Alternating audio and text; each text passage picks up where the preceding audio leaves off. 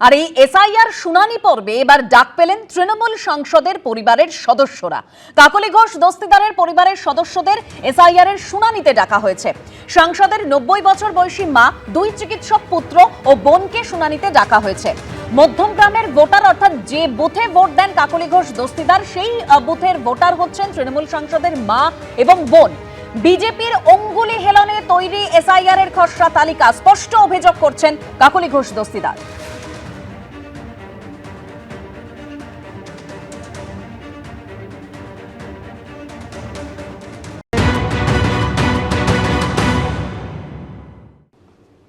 আমি যে বুথে ভোট দিই সেই বুথে আমার মায়েরও ভোট, আমার বোনেরও ভোট, কিন্তু তাদের নামটা খসড়া তালিকাতে ওঠেনি।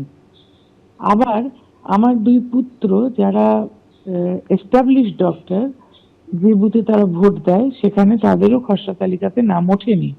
তার মানে যদি এইরকম ভ্যালিড বাসিন্দা যারা একেবারে বহু বছর ধরে ভোট দিচ্ছে এবং নিঃসন্দেহে ভারতীয় নাগরিক এবং বিগত দিনে ভোটাধিকার প্রয়োগ করেছে, তাদের নাম বাদ দিতে পারে, যারা আমার সঙ্গে, ধরুন কেউ আমার পুত্র, কেউ আমার মা এবং তাদের বাবা প্রাক্তন মন্ত্রী, তাদের নাম বাদ দিতে পারে, তাহলে বাংলা জুড়ে তারা সাধারণ মানুষের সঙ্গে কৃতঞ্চকতা করছে, এটা সহজেই অনুমেয়। আমার মনে হয় এটা এরা চাইছে যেন তেন প্রকারে, যাতে করে তারা এখানে বাংলার ভোটটাকে কলুষিত করে বিজয় লাভ করতে পারেন। একদম কাকলি ঘোষ দস্তিদারের বক্তব্য আপনারা শুনলেন। তিনি বলছেন ইচ্ছে মতো নাম বাদ দিচ্ছে নির্বাচন কমিশন আর বিজেপির ইশারায় কাজ করছে।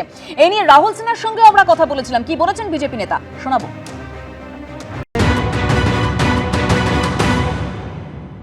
কোনো না কোনো বিচ্যুতি হয়েছে, কোনো না কোনো কাগজে গড়বড় হয়েছে, যে কারণের জন্যই ডেকে পাঠিয়েছে। ডেকে পাঠানো তো এমনি ওখানে হিয়ারিং এ ঘুরতে আসার জন্য নয়। এত লোক আছে, তাদের ডাকলো না, ওই পরিবারকেই ডাকলো কেন?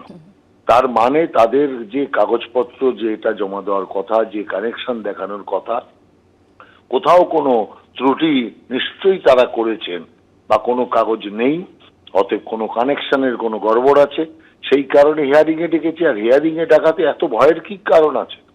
এর যদি সবকিছু ঠিক থাকে, হিয়ারিং এ সেটা দেখালেই তো সব সমস্যার সমাধান হয়ে যাবে। অতএব এই নিয়ে বৃথা রাজনীতি করা আর কথায় কথায় বিজেপিকে টেনে আনার যে প্রচেষ্টা, এটা বন্ধ হওয়া দরকার। আপনারা শুনলেন বিজেপি নেতা রাহুল সিনহা। তিনি বলছেন কাকলি ঘোষ দস্তিদারের পরিবারের সদস্যদের ডাকা হয়েছে, কোথাও না কোথাও কোনো নথিতে সমস্যা রয়েছে। বিএলও কি বলেছেন শুনুন।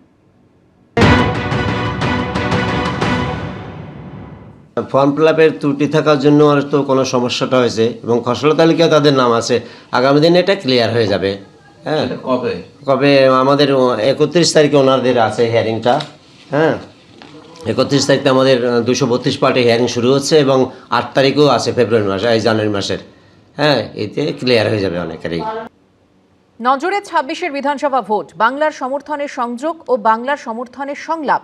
1 জানুয়ারি থেকে শুরু হবে তৃণমূলের নতুন কর্মসূচি। ভার্চুয়াল বৈঠকে নতুন বছরের প্রথম দিন থেকেই প্রচারের রণকৌশল ঠিক করে দিলেন অভিষেক বন্দ্যোপাধ্যায়। পাখির চোখ 2026-এর বিধানসভা নির্বাচন। নতুন বছরের প্রথম দিন থেকেই প্রচার শুরু করে দিচ্ছে তৃণমূল। শুক্রবার 15,000 নেতা পদাধিকারীকে নিয়ে ভার্চুয়াল বৈঠকে সেই লড়াইয়ে সুর বেঁধে দিলেন অভিষেক বন্দ্যোপাধ্যায়। সূত্রে খবর, শুক্রবার ভার্চুয়াল বৈঠকে অভিষেক বন্দ্যোপাধ্যায় জোড়া কর্মসূচি ঘোষণা করেন। বাংলার সমর্থনের সংযোগ ও বাংলার সমর্থনের সংলাপ। 1 জানুয়ারি থেকেই শুরু হবে এই 2 কর্মসূচি। 2রা জানুয়ারি থেকে নিজে কর্মসূচি শুরু করবেন বলে জানিয়েছেন অভিষেক বন্দ্যোপাধ্যায়। সূত্রে খবর, এদিন ভার্চুয়াল বৈঠকে তিনি বলেন, বাংলার সমর্থনের সংযোগ কর্মসূচিতে প্রতি বিধানসভায় 3টি করে টিম থাকবে। কলকাতা ও জেলা মিলিয়ে সমাজের বিভিন্ন ক্ষেত্রে প্রতিষ্ঠিতদের মধ্যে 1800 জন ইনফ্লুয়েন্সারকে চিহ্নিত করা হয়েছে। মোট 38টি টিম গঠন করা হয়েছে। 1 মাসের মধ্যে কাজ শেষ করতে হবে। 2রা ডিসেম্বর মঙ্গলবার নবান্নে তৃণমূল সরকারের 14.5 বছরের উন্নয়নের রিপোর্ট কার্ড তুলে ধরেন মমতা বন্দ্যোপাধ্যায়। দপ্তর ভিত্তিক কাজের খতিয়ানের নাম দেওয়া হয়েছে উন্নয়নের পাঁচালী। সূত্রের খবর, অভিষেক বন্দ্যোপাধ্যায় শুক্রবারের ভার্চুয়াল বৈঠকে বলেন, 1800 জন ইনফ্লুয়েন্সারকে কিট দেওয়া হবে।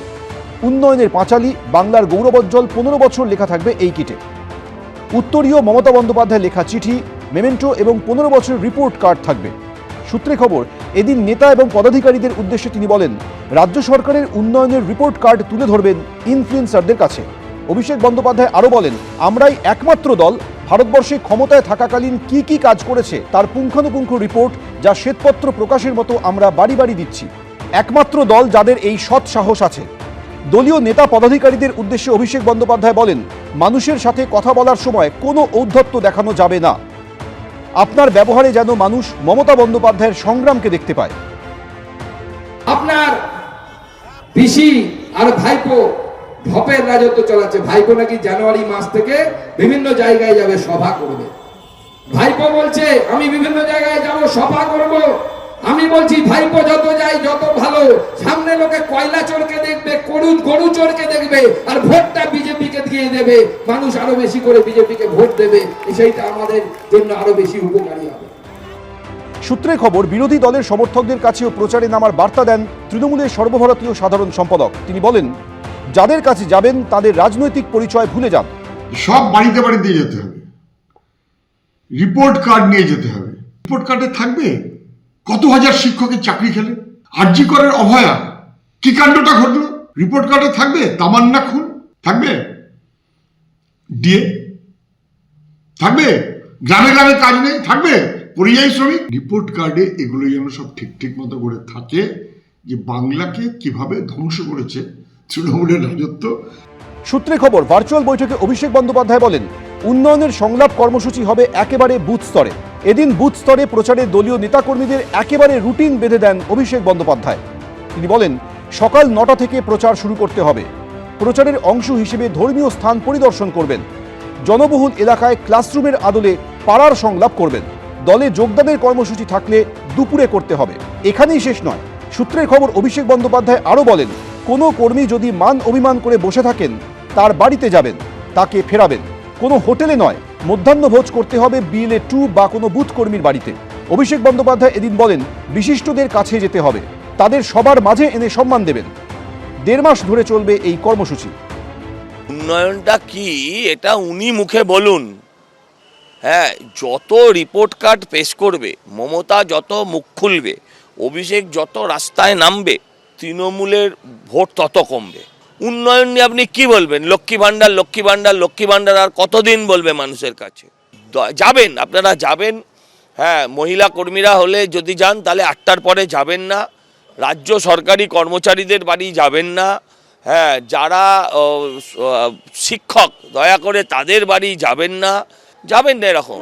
45 দিনের মধ্যে বাংলার 80,000 বুথে আবার তৃণমূল কংগ্রেস পরিবার কার্যত বাড়ি বাড়ি পৌঁছে যাবে। ঢালাও মমতা বন্দ্যোপাধ্যায় সরকার যে উন্নয়ন করেছে, সেই উন্নয়নের পাঁচালীকে সামনে রেখে সমস্ত বাংলার ভূমিপুত্রের কাছে গিয়ে যাতে এই কেন্দ্রের বৈষম্য, কেন্দ্রের বাংলা ভাষার বিরোধিতা, বাঙালি বিরোধিতা, বাংলার বিরোধিতা, এর বিরুদ্ধে লড়াইতে গোটা বাংলাকে এক করার যে কার্যকরী প্রক্রিয়া, তার গাইডলাইন বেঁধে দিয়েছেন অভিষেক বন্দ্যোপাধ্যায়। রবিবার SIR নিয়ে ভার্চুয়াল বৈঠক করবেন অভিষেক বন্দ্যোপাধ্যায়। সূত্রে খবর, সেখানে 1 লক্ষের বেশি নেতাকর্মী এবং BLA 2রা উপস্থিত থাকবেন। কৃষ্ণেন্দু অধিকারী, ব্রতদীপ ভট্টাচার্য, উজ্জ্বল মুখোপাধ্যায়, ABP আনন্দ। ABP আনন্দ, এগিয়ে থাকে, এগিয়ে রাখে।